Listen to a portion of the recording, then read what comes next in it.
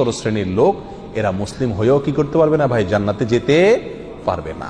এর ভিতরে বেনামাজি, তার কথা তো বলাই বাহুল্য, কারণ ইচ্ছাকৃত নামাজ যদি ত্যাগ করে সব সময়, তাহলে তো ওলামা একরামের অনেকের মতে সে মুসলমানই না।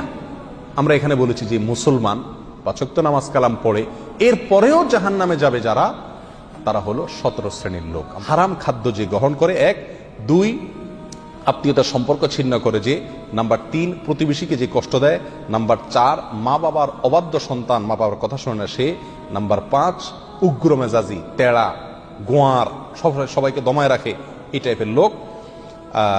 নাম্বার 6 অধীনস্থদেরকে, প্রজাদেরকে, যে সমস্ত শাসকেরা, যে সমস্ত রাজারা, যে সমস্ত রাষ্ট্রপ্রধানেরা, সরকার প্রধানেরা বা যে যে লেভেলে আছে সে তার প্রজাদেরকে ধোঁকা দেয় যে তারা। নাম্বার 7 অন্যের সম্পদকে অন্যায়ভাবে আত্মসাৎকারী ব্যক্তি। নাম্বার 8 উপকার করে কারোর খোঁটা দেয় যে ব্যক্তি, সে জান্নাতে যাবে না।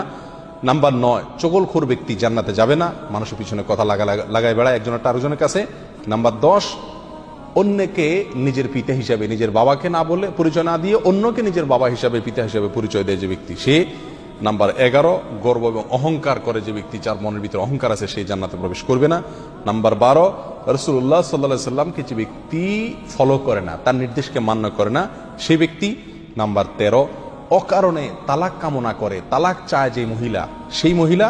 নাম্বার 14 দুনিয়াবি উদ্দেশ্যে যারা এলেম শিখে, কোরআন হাদিস শিখে, এলেম অর্জন করে, আলেম হয় দুনিয়াবি উদ্দেশ্যে, দুনিয়ার কোনো ধান্দায়, আল্লাহকে খুশি করা ছাড়া অন্য কোনো ধান্দায়, তারা।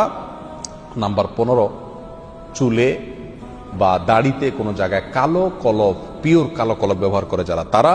এবং নাম্বার 16 যে কোনো ভালো কাজ করে সেখানে মানুষকে দেখানো, এটা ফলাও করা, প্রচার করা, এই উদ্দেশ্য থাকে যাদের, তারা। নাম্বার 17 ওয়ারিশকে বঞ্চিত করে তার হক থেকে, এরকম অভিভাবক। এই শ্রেণীর লোকেরা মুসলমান হয়েও জান্নাতি হতে পারবে না। আল্লাহ তাআলা আমাদের সবাইকে এই দুর্ভাগাদের তালিকা থেকে আমাদের নামগুলোকে বের করে আনার তৌফিক দান করুন। চেষ্টা করব এই 17 শ্রেণীর কোনোটিতে যাতে আমার নাম না থাকে, এটাকে টাঙায় রাখবো, ঝুলায় রাখবো লিস্টটাকে, এবং আমার ভেতরের কোনো পয়েন্ট আছে কিনা সেটা দেখে যাচাই করে সেখান থেকে নিজেকে বের করে আনবো ইনশাআল্লাহ। এরপরে আল্লাহ সুবহানাহু ওয়া তাআলার কাছে জান্নাত চাইতে পারবো, আশা করতে পারবো জোরালোভাবে। আল্লাহ সুবহানাহু ওয়া তাআলা আমাদের সবাইকে আখিরাতে কিয়ামতের দিন একেবারে ফার্স্ট চান্সে, প্রথম চান্সেই জান্নাত যেন আমরা লাভ করতে পারি, জাহান্নাম থেকে মুক্তি নসিব যেন হয়, সেই তৌফিক দান করুন।